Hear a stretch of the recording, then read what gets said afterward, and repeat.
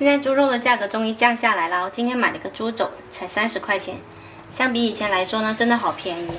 我们用流动的清水给它浸泡30分钟，泡去血水。接着我们再准备半盆纯净水，加入2勺盐、2勺料酒、3勺生抽、2勺五香粉、1勺黑胡椒粉、1把姜片，然后给它搅匀。我们这个猪肘呢已经泡去血水啦，清洗干净，把水分给它挤一下，再把洗干净的猪肘放进来，放到冰箱里面腌制1个晚上。腌制1晚上的猪肘呢，我们把它拿出来，挤干表面的水分，放到蒸锅上面，大火蒸1个小时。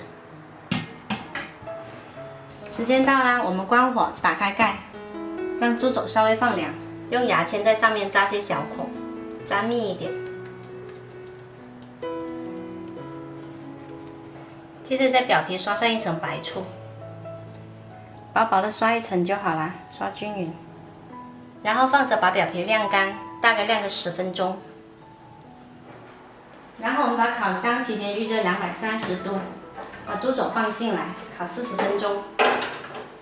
记得我们在下面放一个烤盘，接它滴下来的油脂。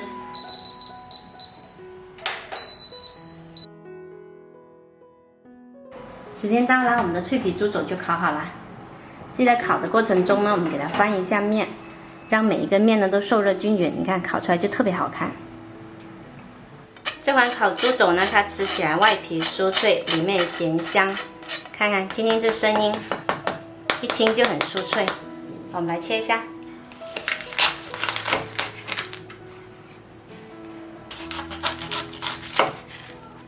看里面热腾腾的。